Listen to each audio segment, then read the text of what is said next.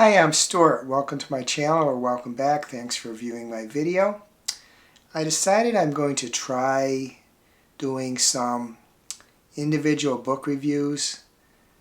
This being the first, we'll see how it goes.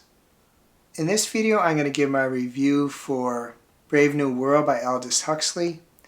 This is the March read for I'm with the Band, moderated by MJ. Reading This Life at M-J on here.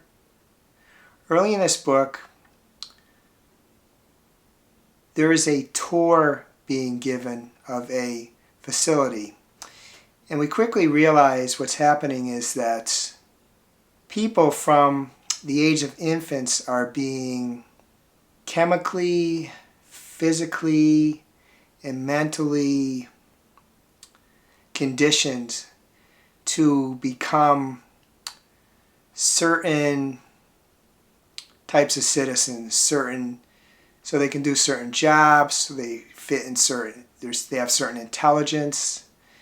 And even infants as young as 8 months, they are given shocks, loud noises are played to condition them. It's almost like an assembly line for people. They do not have parents. They are just conditioned to become the citizens that are desired by society. The book mainly focuses on 3 characters to kind of tell the story, how society is what it is. The book came out in 1932, and at the time of the book, it's about 500 years from now and 600 years from when the book came out. The 3 characters that the story focuses on, told in third person, are Bernard. He is a Alpha Plus, that is the highest classification, the most intelligent, but due to reasons that they don't fully specify, but they suggest, he does not have the stature of an Alpha Plus, and he is dissatisfied. One thing I should mention too is that in addition to the conditioning, there is a drug called Soma that everyone's given, that when they take it, it makes them happy. People are always supposed to be happy in the society. But Bernard questions things. Second character is Lenina.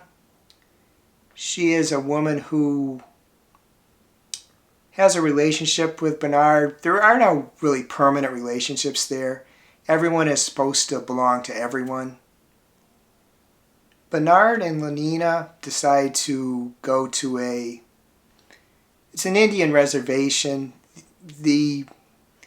For whatever reason, and it's not explained why, they weren't conditioned or anything, so they basically live a very hardscrabble existence, and people can go in there and view them almost as if they're kind of at a zoo. And Bernard and Lenina go to this reservation, and they meet up with John. His mother was formerly from the outside, but for some reason she ended up being trapped at the reservation. He is the byproduct of a relationship of John's mother and a member of the Indian reservation.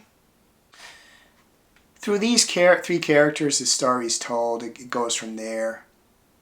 I did have some difficulties with this book. In addition to the society, the things they do from infancy, and there aren't like live births. There's no mother or father. They're kind of, I suppose you could say, like test tube babies. There is racism related to the Indian reservation. There's also a little other racism I won't talk about there. There's an undercurrent of sexism, which perhaps not surprisingly, I suppose, since the book came out in 1932, but it is there.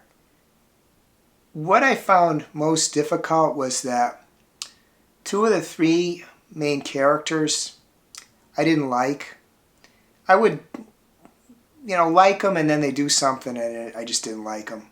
And it became came to the extent that my dislike was strong enough that when something bad happened to him, I was happy, which I'm sure isn't the reaction that the author wanted. It maybe doesn't speak well of me, but that was my reaction. Despite all that, the book is readable. After I got past the initial shock of what society did to people from infancy, it is readable. I didn't have trouble really reading it, but I was glad when I was done.